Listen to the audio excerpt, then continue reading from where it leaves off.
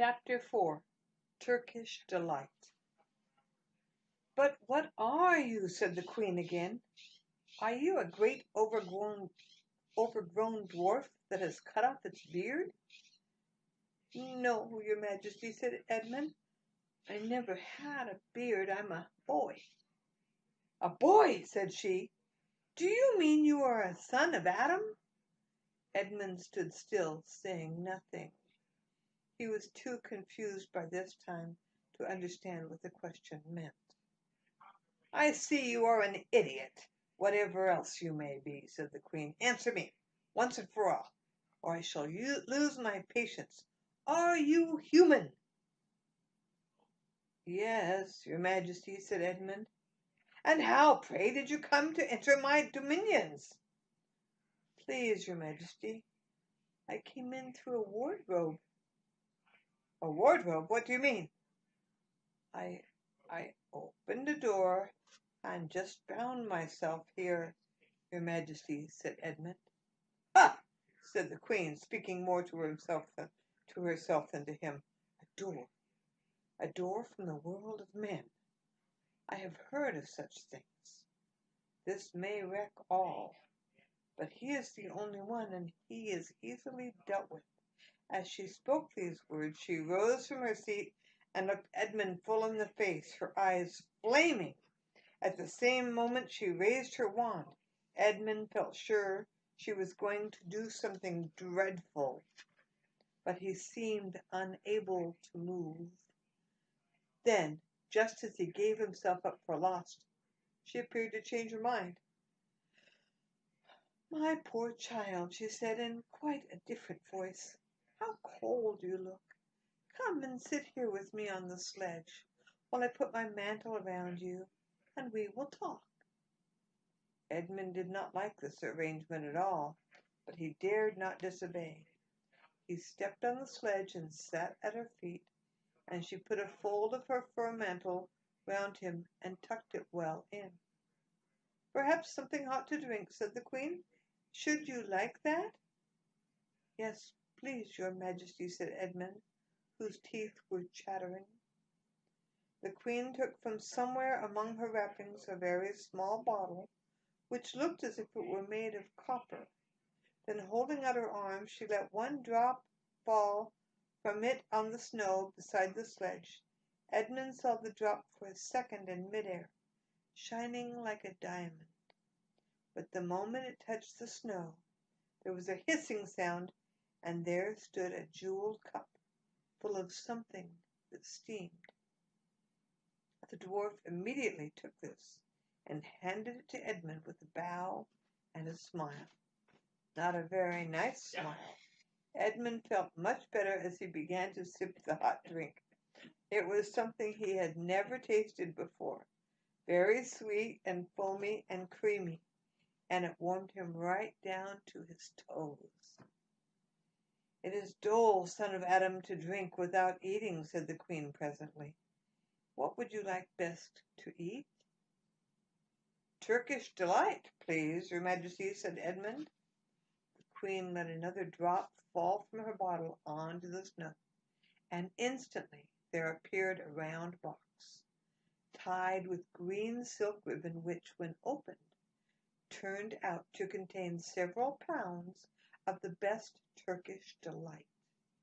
Each piece was sweet and light to the very center, and Edmund had never tasted anything more delicious. He was quite warm now and very comfortable.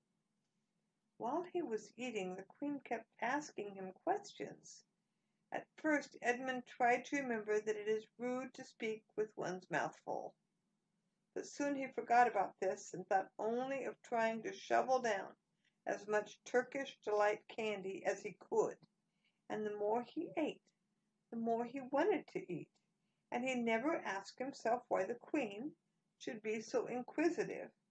She got him to tell her that he had one brother and two sisters, and that one of his sisters had already been to Narnia and had met a faun there, and that no one except himself and his brother and sisters knew anything about Narnia.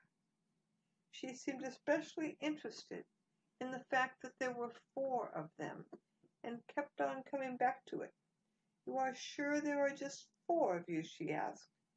"2 sons of Adam and 2 daughters of Eve, neither more nor less?" And Adam, with his mouth full of Turkish delight, kept on saying, "Yes, I told you that before," and forgetting to call her Your Majesty, but she didn't seem to mind now. At last the Turkish delight was all finished, and Edmund was looking very hard at the empty box and wishing that she would ask him whether he would like some more. Probably the Queen knew quite well what he was thinking, for she knew, though Edmund did not, that this was enchanted Turkish delight, and that anyone who once tasted it would want more and more of it, and would even, if they were allowed, go on eating it until it killed themselves. But she did not offer him any more. Instead, she said to him, "Son of Adam, I should so much like to see your brother and your 2 sisters. Will you bring them to me?"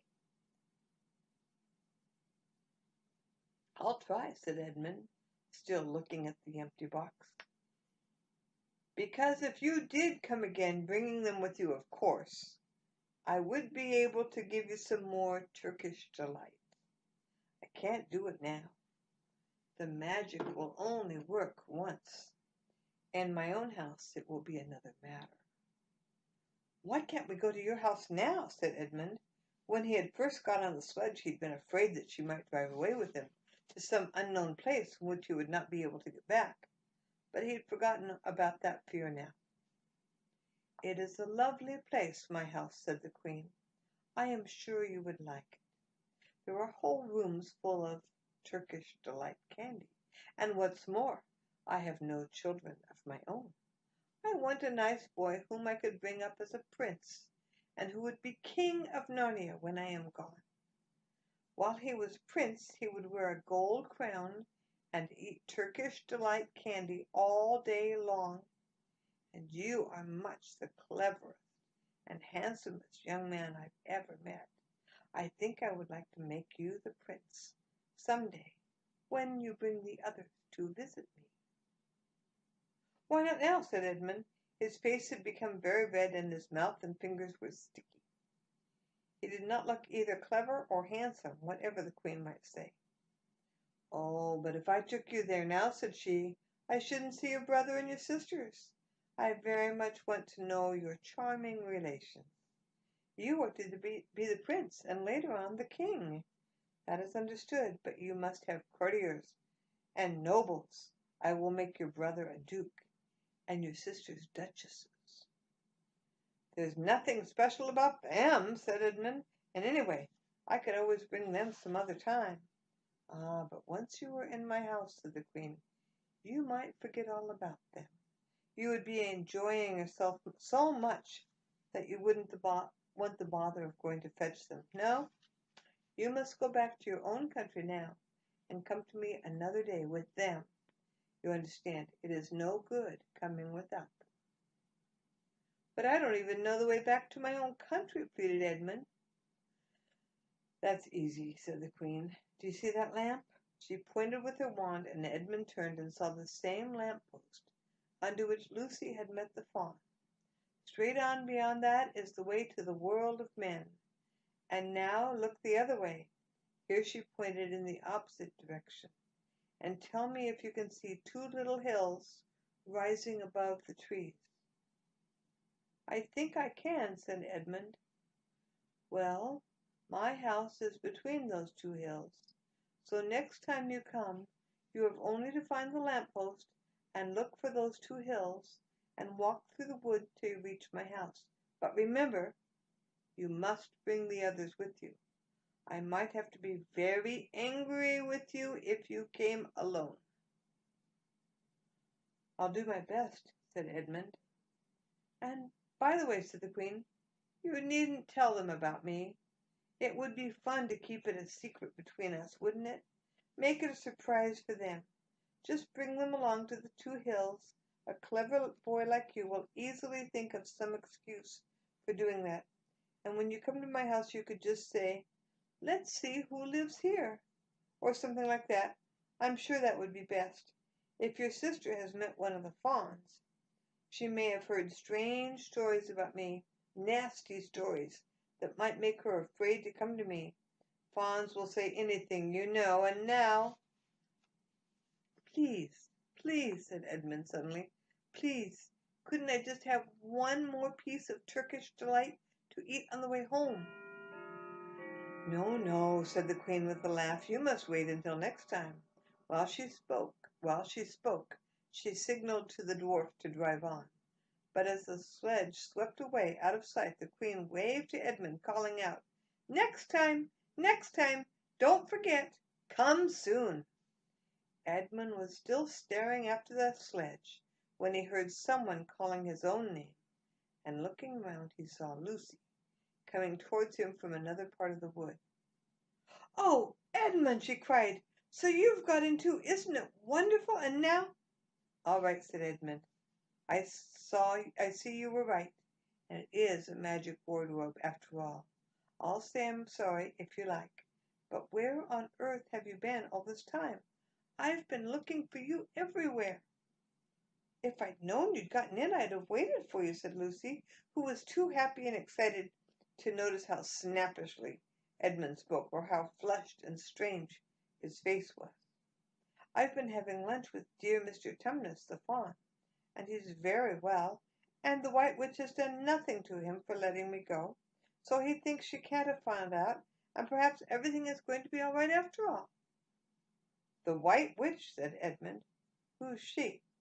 "She's a perfectly terrible person," said Lucy.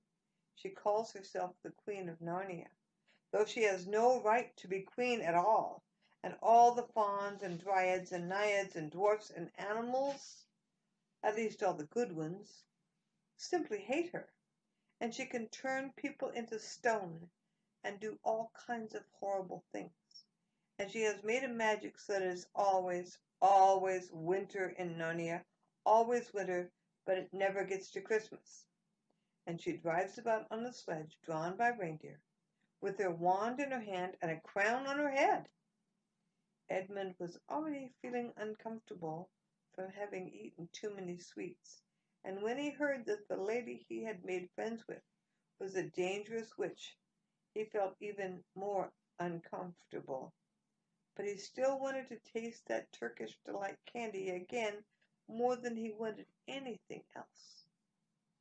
"Who told you all that stuff about the White Witch?" he asked. "Mr. Tumnus, the fawn," said Lucy. "You can't always believe what fawns say," said Edmund, trying to sound as if he knew far more about them than Lucy. "Who said so?" asked Lucy. "Everyone knows it," said Edmund. "Ask anybody you like. But it's pretty poor sport standing here in the snow.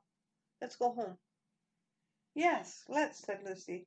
"Oh, Edmund, I am glad you got in too, and the others will believe in Narnia now that both of us have been there. What fun it will be!" But Edmund secretly thought that it would not be so good fun for him as for her.